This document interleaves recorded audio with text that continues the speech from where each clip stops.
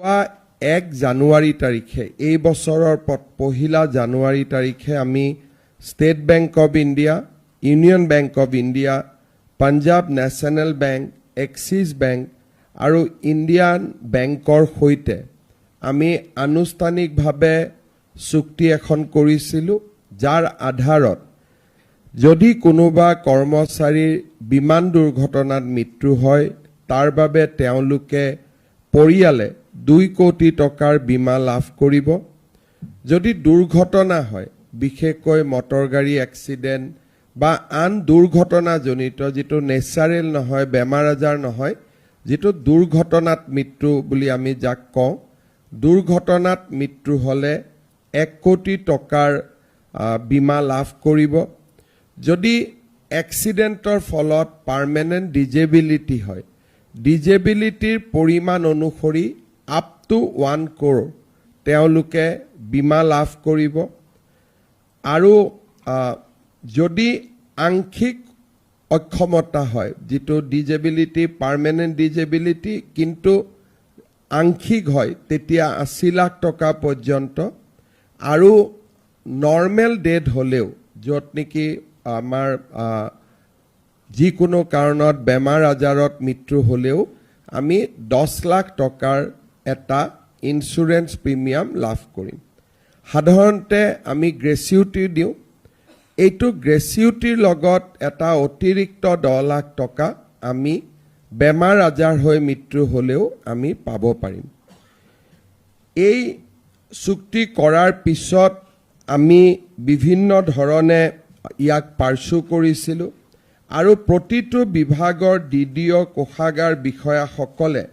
যাতে কৰ্মচাৰীৰ যিটো একাউণ্ট, ছেভিংছ একাউণ্ট আছিল, ছেভিং একাউণ্টটোক চেলাৰী একাউণ্টলৈকে যাতে পৰিৱৰ্তন কৰে তাৰ বাবে আমি নিৰ্দেশ দিছিলোঁ। যোৱা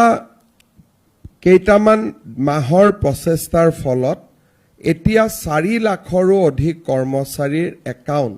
চেলাৰী একাউণ্টলৈকে ৰূপান্তৰ হৈছে তেওঁলোকৰ ছেভিংছ একাউণ্ট। বিশেষকৈ আমাৰ যোৱা 6 তাৰিখেও প্ৰায় 5,000 নতুন শিক্ষক শিক্ষয়িত্ৰীৰ নিযুক্তি হ'ল। অহাকালিও আৰু 5,000 নতুন শিক্ষক শিক্ষয়িত্ৰীৰ নিযুক্তি হ'ব। ডিচেম্বৰ পৰ্যন্ত প্ৰায় 35,000 নতুন চৰকাৰী কৰ্মচাৰীয়ে আমাৰ চৰকাৰত যোগ দিব। আৰু আটাইসকলকে আমি আজি DC সকলো ইয়াত উপস্থিত আছে, ট্ৰেজাৰী অফিচাৰ সকলো উপস্থিত আছে। মই পৰামৰ্শ দিম যাতে খুব সোনকালে তেওঁলোকৰ চেলাৰী একাউণ্টলৈকে আমি তেওঁলোকৰ ছেভিংছ একাউণ্টটো ৰূপান্তৰ কৰোঁ। আজিৰ সভাত আমাৰ কৰ্মচাৰী পৰিষদৰ বিষয়ববীয়াসকলো উপস্থিত আছে। তেওঁলোকেও বিভিন্ন ধৰণে কমিউনিকেট কৰিব লাগে যে আমাৰ একাউণ্টবিলাক যাতে চেলাৰী একাউণ্টলৈকে ৰূপান্তৰ হয় আৰু তেতিয়া আমি এই সুবিধা লাভ কৰিম। আজি আপোনালোকে চাওক যে 1 জানুৱাৰীত আমি এই MOU কৰাৰ পিছত মানুহ কেনেকৈ উপকৃত হয়। অলৰেডি 238 ক্লেইম আমাৰ ওচৰত দাখিল কৰা হৈছে। এই চুক্তিখন যদি নাথাকিলেহেঁতেন এই 238 গভৰ্ণমেণ্ট এমপ্লয়ীয়ে আমি চৰকাৰে যি দি আছোঁ পালেহেঁতেন, কিন্তু অতিৰিক্ত যিটো জিৰ' প্ৰিমিয়াম, য'ত প্ৰিমিয়ামেই দিব নালাগে, এই অতিৰিক্ত সুবিধাটোৰ পৰা তেখেতসকল বঞ্চিত হৈ থাকিলহেঁতেন। আজি আমি 238 যি ক্লেইম আছিলে তাৰে আমি 197 ক্লেইম আমি নিষ্পত্তি কৰিছোঁ আৰু কেইবাটাও ক্লেইম নিষ্পত্তি হোৱাৰ পথত। মই আমাৰ বিত্ত বিভাগক কৈছিলোঁ যে আমি প্ৰত্যেক জিলাতে 1 বা 2খন চেক আমি চেৰিমনিয়াছলি দিব লাগে যাতে কৰ্মচাৰীসকলৰ মাজত এই আঁচনিটোৰ বহল প্ৰচাৰ হয়। কাৰণ তেতিয়া সতীৰ্থসকলেও গম পাব আৰু তেওঁলোক সজাগ হ'ব। আজি আমি ইয়াতে 6টা পৰিয়াল যি দুৰ্ঘটনাত বিয়োগ হৈছিল আমাৰ মাজত আছে আৰু মই সকলোলৈকে সমবেদনা জ্ঞাপন কৰিছোঁ। কিন্তু অকণমান হ'লেও আমি সকলোৱে সকাহ পাইছোঁ যে আজি আমি তেওঁলোকৰ পৰিয়ালক 1 কোটিকৈ টকা ইয়াতে আনুষ্ঠানিকভাৱে দিব পাৰিম 6 কোটি টকা 1 কোটিকৈ আমি 6টা পৰিয়ালক আজি আমি হাতত তুলি দিম আৰু 191টা পৰিয়াল আমাৰ মাজত এনেকুৱা আছে যিসকলৰ মৃত্যু হৈছে কিন্তু বেমাৰ আজাৰত মৃত্যু হৈছে আৰু দুৰ্ঘটনাৰ লগত তেওঁলোকৰ বিশেষ সম্পৰ্ক নাই তেনে 191টা পৰিয়ালক আমি 10 লাখ টকাকৈ ইতিমধ্যে দিছো বা আমি দিবৰ বাবে গৈ আছো আজি আমি এই অনুষ্ঠানত তেনে কেইটামান পৰিয়ালক নিমন্ত্ৰণ কৰি আনি আমি ইয়াতে এই আঁচনিটোৰ সুবিধা দিম মই আকৌ এবাৰ কৈছো মই 6টা বুলি কৈছিলো 4টা পৰিয়ালক আমি 1 কোটিকৈ টকা দিম এক্সিডেন্টেল ডেথ 2টা পৰিয়ালক আমি 10 লাখকৈ টকা দিম লাইফ ইন্সুৰেন্স বুলি আমি যাক কম আৰু এটা পৰিয়ালক আমি 75 লাখ টকা দিম তেওঁলোক জীয়াই আছে কিন্তু এইটো ডিজিটো এক্সিডেন্ট আমি পাৰ্সিয়াল এণ্ড পাৰ্মানেন্ট ডিজেবিলিটিৰ বাবে আমি তেখেতক ইয়াতে প্ৰদান কৰিম আজি আপোনালোকে চাওক যে এই আঁচনিটো হোৱাৰ কাৰণে আমাৰ কৰ্মচাৰীসকলে এটা মনত সাহস পাব আমি কাৰোৱে মৃত্যু নিবিচাৰো আৰু আমি সকলোৰে দীৰ্ঘ জীৱন কামনা কৰো কিন্তু ভগৱানে কাৰ ভাগ্যত কি লিখিছে কোনেও নাজানে অন্তত পৰিয়ালটোৱে কিছু সকাহ পাব আমাৰ চৰকাৰে এই ধৰণে কৰ্মচাৰীসকলৰ বাবে আমি বহুত বিলাক কাম কৰিছো যেটো আজি ভাৰতত আন কোনো চৰকাৰৰ জৰিয়তে এই কামবিলাক আমি হোৱা দেখা নাই মই অলপমান বেছিকৈ কৈছো যে হয় ভাৰতৰ ভিতৰতে অসম এখনেই ৰাজ্য যিখন ৰাজ্যত আমি কৰ্মচাৰীসকলক অতি সংবেদনশীলতাৰে সৈতে গ্ৰহণ কৰো আজি আমাৰ যিসকল কৰ্মচাৰীৰ মৃত্যু হৈছে ইয়াতে ইন্সুৰেন্স ক্লেইম পাব কিন্তু তেওঁলোকৰ পৰিয়ালটোৰ মুৰব্বীজনে মৃত্যু হোৱাৰ সময়ত চৰকাৰৰ যি দৰমহা পাই আছিল 60 বছৰ নোহোৱালৈকে তেওঁলোকে স্যালাৰি পাইয়ে থাকিব যিটো ভাৰতবৰ্ষত কোনো চৰকাৰে আজিলৈকে দিব পৰা নাই অৰ্থাৎ আমাৰ নামত এমপ্লয়ি 4 লাখ কিন্তু শ্যাডো এমপ্লয়ি যাক আমি 100% দৰমহা দি আছো তেনেকুৱা এমপ্লয়িৰ সংখ্যা আজি 10,000তকৈ বেছি হৈছে গৈ যে তেওঁলোক কাম কৰি থাকোতে মৃত্যু হৈছিল আজি যেনেকৈ আমি ইয়াত উল্লেখ কৰিছো যে 238টা পৰিয়ালে বীমা দাখিল কৰিছে এই 238টা পৰিয়ালে কিন্তু চৰকাৰী দৰমহাও পাই থাকিব তেওঁলোকৰ দৰমহা ৰখি নাযায় আপ টু 60 ইয়াৰ্স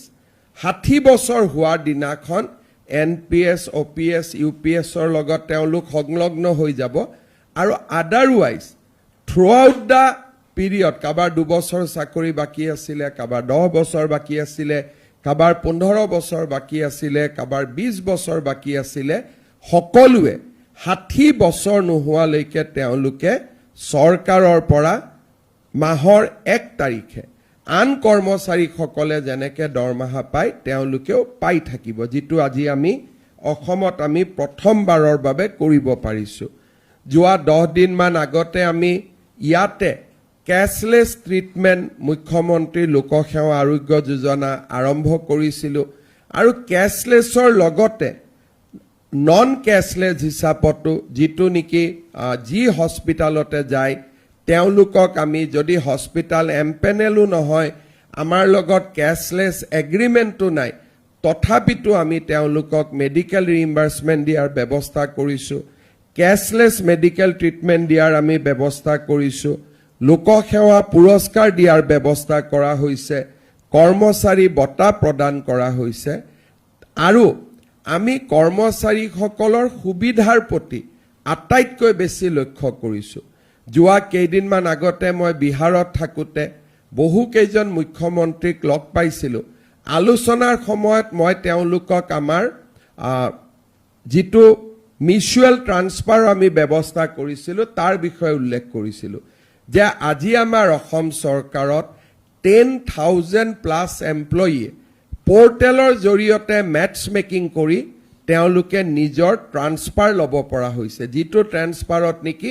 গভৰ্ণমেণ্টৰ কোনো দখল নাথাকে। মোৰ লগৰ মুখ্যমন্ত্ৰীসকলে মোক কৈছে যে চৰকাৰে যদি ট্ৰান্সফাৰেই নকৰে তেতিয়াহ'লে মুখ্যমন্ত্ৰী মন্ত্ৰী হৈ থকাৰ লাভটো কি আছে।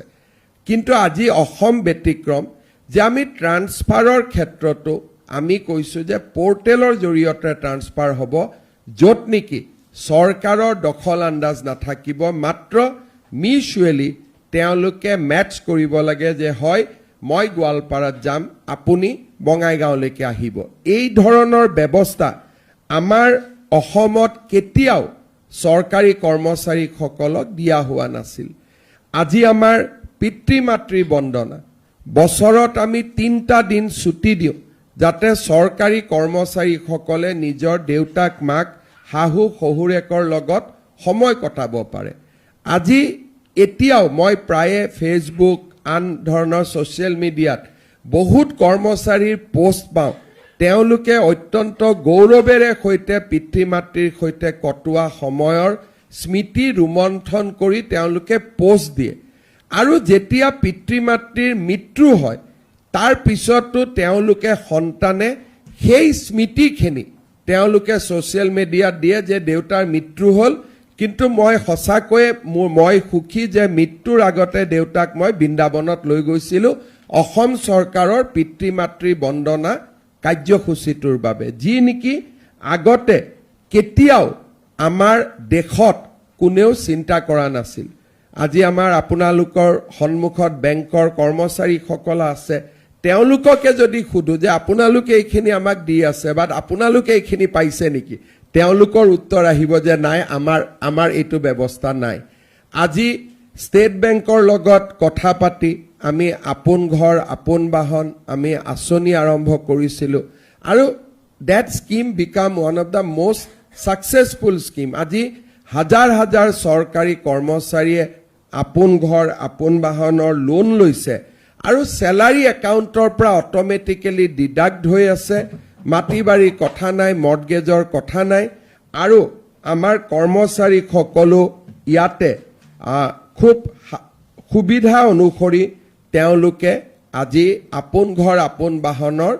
ঋণ ল'ব পাৰিছে। মই ৰেগুলাৰ কেনেকৈ আমি দি আছোঁ, দৰমহা দি আছোঁ, তালৈকে মই যোৱাই নাই। এইখিনি যিখিনি কোনো কৰ্মচাৰী পৰিষদৰ কেতিয়াও এইবিলাক দাবীৰ ভিতৰত নাছিল, যে আপোন ঘৰ দিব লাগে কোনো দাবী নাছিল, আপোন বাহন দিব লাগে দাবী নাছিল, পিতৃ মাতৃৰ বন্দনা কৰিব লাগে কোনো দাবী নাছিল, আমাৰ ইয়াতে জিৰ' প্ৰিমিয়াম কষ্ট ইঞ্চুৰেঞ্চ হ'ব লাগে কোনো দাবী নাছিল, মৃত্যুৰ পিছত কৰ্মচাৰীয়ে 60 বছৰলৈ দৰমহা পাই থাকিব লাগে, এই দাবীটো লিখিবৰ কাৰণেও কৰ্মচাৰী পৰিষদে কেতিয়াও ব্যক্তিগতভাৱেও চিন্তা কৰা নাছিল, কাৰণ ভাৰতত কোনো জাগাতে এনেকুৱা স্কিম নাই। আমি আজি অসমে এই ধৰণে চৰকাৰী কৰ্মচাৰীসকলৰ বাবে আমি এটা কৰ্ম সংস্কৃতিৰ পৰিৱেশ নিৰ্মাণ কৰিব খুজিছোঁ, য'ত নেকি কৰ্মচাৰীসকলে নিজৰ জীৱনকালত বেমাৰৰ সময়ত আৰু মৃত্যুৰ পিছতো পৰিয়ালটোৰ ওপৰত যাতে কোনো বোজ হ'ব নালাগে, বৰঞ্চ পৰিয়ালটোৰ নিৰাপত্তা তেখেতসকলে সুনিশ্চিত কৰি যাব পাৰে। আজি মেধাৰ ভিত্তিত নিযুক্তি, পাৰস্পৰিক বদলি, এই গোটেই ব্যৱস্থাৰে আমি অসমত এনেকুৱা এটা ইক'ছিষ্টেম নিৰ্মাণ কৰিছোঁ, যিটোৰ দ্বাৰা চৰকাৰী কৰ্মচাৰীসকলে নিজক নিৰাপদ অনুভৱ কৰে। আজিৰ দিনটো আমাৰ কাৰণে আৰু এটা গুৰুত্বপূৰ্ণ। মই যিমানবিলাক সুবিধা কথা কৈ আছোঁ, এই গোটেই সুবিধাখিনি ৰেগুলাৰ গভৰ্ণমেণ্ট এমপ্লয়ীয়ে লাভ কৰে, কিন্তু আমাৰ কণ্ট্ৰেকচুৱেল এমপ্লয়ী আৰু পাব্লিক ছেক্টৰ আণ্ডাৰটেকিঙত কাম কৰা কৰ্মচাৰীসকলৰ মনত এটা সদায় প্ৰশ্নবোধক চিন থাকে যে আমি সমানেই কাম কৰোঁ, কিন্তু আমি এই সুবিধাবোৰ নাপাওঁ কিয়। আজি আমাৰ সৰ্বশিক্ষা অভিযান, NHM, ASRLM, ইলেক্ট্ৰিচিটি বোৰ্ড বা বিভিন্ন আমাৰ ৰাজহুৱা খণ্ডৰ প্ৰতিষ্ঠান আৰু contractual employee, wage employee, master roll employee, 3 lakh আমাৰ আৰু অতিৰিক্ত এমপ্লয়ী আছে 4 লাখ আমাৰ নিয়মীয়া এমপ্লয়ীৰ উপৰিও 3 লাখ আমাৰ এমপ্লয়ী আছে যিসকলক আমি বিভিন্ন নামেৰে নামাকৰণ কৰোঁ contractual employee master roll employee wage employee PSUৰ এমপ্লয়ী ছ'চাইটিৰ এমপ্লয়ী আজি আমি চেষ্টা কৰিছোঁ আমি যাতে তেওঁলোকৰ কাৰণেও চিন্তা কৰিব পাৰোঁ আজি আমাৰ বাবে আনন্দৰ দিন এক্সিছ বেংকৰ লগত আমি এখন MOU কৰিম য'ত নেকি যদি আমাৰ স্যালাৰি একাউণ্ট আমি এক্সিছ বেংকলৈকে ট্ৰান্সফাৰ কৰি দিওঁ আমাৰ কন্ট্ৰেকচুৱেল এমপ্লয়ী সকলেও এই জিৰ' প্ৰিমিয়াম ইনস্যুৰেন্সৰ সুবিধা ল'ব পাৰিব যদি আজি সৰ্বশিক্ষা অভিযান NHM ASRLM আমি বিভিন্ন বেংকত একাউণ্ট ৰাখিছোঁ কিন্তু আজি যদি আমি তেওঁলোকৰ একাউণ্টসমূহ এক্সিছ বেংকলৈকে আমি ট্ৰান্সফাৰ কৰি দিওঁ তেতিয়াহ'লে সেম সুবিধা নিয়মীয়া চৰকাৰী কৰ্মচাৰীৰ সুবিধা তেখেতসকলে কন্ট্ৰেকচুৱেল এমপ্লয়ীলৈকেও তেওঁলোকে আগবঢ়াব আজি আমি এই MOU খন ইয়াত স্বাক্ষৰ কৰিব খুজিছোঁ এই বছৰৰ বাজেট উত্থাপন কৰোঁতে বিত্তমন্ত্ৰী ডাঙৰীয়ানীয়ে এই প্ৰতিশ্ৰুতি দিছিলে আজি সেই প্ৰতিশ্ৰুতি আমি বাস্তৱত ৰূপায়িত কৰিব পাৰিম আজি আমি এক্সিছ বেংকৰ লগত MOU কৰিছোঁ কালি যদি আমাক ষ্টেট বেংক অফ ইণ্ডিয়াই কয় ইউনিয়ন বেংক অফ ইণ্ডিয়াই কয় পাঞ্জাব নেশ্যনেল বেংকেও কয় it is not a close deal যোনে এই MOU কৰিব খোজে উই আৰ অপেন আৰু আমি তেওঁলোকৰ লগতো MOU কৰিব পাৰিম আমাৰ কোনো ইয়াত কথা নাই কাৰণ we believe in giving a level playing field আজি আমি এক্সিছ বেংকক ধন্যবাদ জনাম যে তেওঁলোক প্ৰথম আগবাঢ়ি আহিছে বাট আন বেংকসকলেও আগবাঢ়ি আহিব পাৰে আৰু মই মুখ্য সচিব ডাঙৰীয়াক অনুৰোধ কৰিম যে আমি আমাৰ ছ'চাইটিসমূহক মিছনসমূহক কন্ট্ৰেকচুৱেল এমপ্লয়ী য'ত কাম কৰি আছে আমি যাতে এখন এই গোটেই সুবিধাটো জনাই MOU should not be in the table ইয়াক যাতে আমি চাৰ্কুলেট কৰি দিওঁ যাতে তেওঁলোকেও সেই সুবিধা ল'ব পাৰে আৰু definitely in a lighter vein একাউণ্টবিলাক ট্ৰান্সফাৰ হ'ব আৰম্ভ কৰিলে ডেফিনেটলি আন বেংকসকলো আগবাঢ়ি আহিব আৰু তেওঁলোকেও ডেফিনেটলি আমাৰ লগত MOU কৰিব দিছ ইজ এ ট্ৰিগাৰ আৰু আমি ট্ৰিগাৰ পইণ্টটো এক্টিভেট কৰি দিয়াৰ লগে লগে নিশ্চয় there will be many more banks which will come forward.